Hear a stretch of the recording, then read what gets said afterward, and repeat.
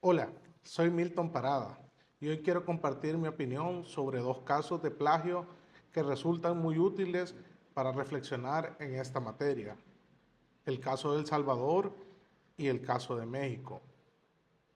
Más que repetir una noticia, me interesa explicar qué nos enseñan ambos casos sobre la escritura, la autoría y la responsabilidad que tenemos cuando usamos ideas ajenas. En la materia vimos precisamente eso en clase, una postura argumentada con criterio propio a partir de la lectura de las notas. Eso teníamos que trabajar. Y del tema de derechos de autor y citas de creación personal. En el foro también nos habían solicitado opinar sobre el caso nacional y el caso de México, agregar una reflexión sobre cómo prevenir el plagio desde la educación. Justamente por eso he desarrollado el siguiente análisis.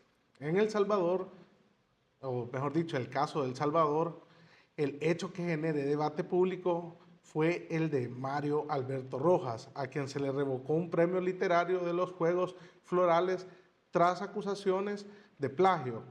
Lo relevante acá no es solo el escándalo, sino que el mismo autor intentó justificar su acción como una especie de protesta o experimento para mostrar debilidades del sistema de evaluación. Aunque, aún así, esa defensa no elimina el problema de fondo, porque presentar como propia una obra que retoma de manera indebida el trabajo de otros rompe también la confianza en cualquier certamen o concurso, daña a quienes sí escriben con honestidad y afecta el valor de la creación literaria.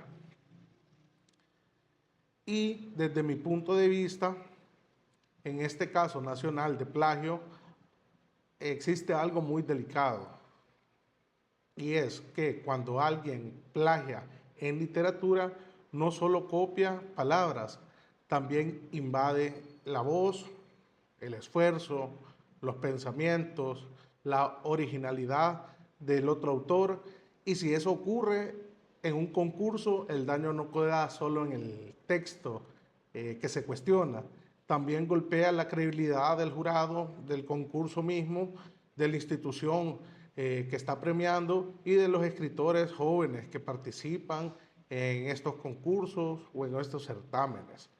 Por eso creo que el plagio no puede verse como una simple viveza ni como un error menor.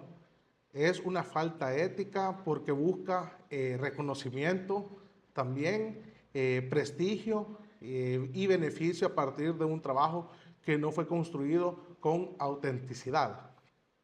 Esta idea coincide con el enfoque de la materia, lo que hemos estado estudiando, donde se ve que el desconocimiento de las normas de citación y la falta de referencias adecuadas se constituye y se ve como una falta grave. Y por otra parte, en el caso internacional de México, el ejemplo más conocido es el del expresidente Enrique Peña Nieto. Una investigación periodística del 2016 señaló que una parte importante de su tesis de licenciatura contenía ciertos fragmentos copiados de otros autores sin atribución correcta. Después, la Universidad Panamericana reconoció que existían producciones textuales sin crédito suficiente o con referencias ambiguas. Y aunque se sostuvo que no se encontró una vía efectiva para sancionar, después de tantos años, lo que más llama la atención de esta noticia es que este caso, desde el poder, si se ve desde el poder político, se intentó reducir el problema a errores de estilo, cuando en realidad la falta de cita correcta altera la autoría y afecta la honestidad académica del documento, al no poder respaldar con autenticidad el problema. Y también aquí vemos una enseñanza muy importante para nosotros, que es que no todo plagio ocurre cuando alguien copia un texto completo. A veces también se da cuando se toman párrafos, frases, ideas, y entre comillas, sin señalar la página o dejar claro qué parte pertenece al autor original. Justamente las normas APA explican que una cita textual debe llevar autor, año y página, y cuando se parafrasea también debe quedar clara la fuente, cuando se menciona una frase coloquial, etc. No basta con cambiar unas cuantas palabras. Si la idea sigue siendo de otra persona, eso debe de reconocerse. Por eso también al comparar ambas noticias y ambos casos, se ve una diferencia de contexto, pero una misma falla y es un mismo problema de fondo. En El Salvador, el problema estalló en el campo literario y en un certamen de cultura. En México, el debate se dio en el terreno universitario y político, pero en los dos casos se repite algo. Se quiso presentar algo como propio que dependía de aportes ajenos, sin el reconocimiento debido.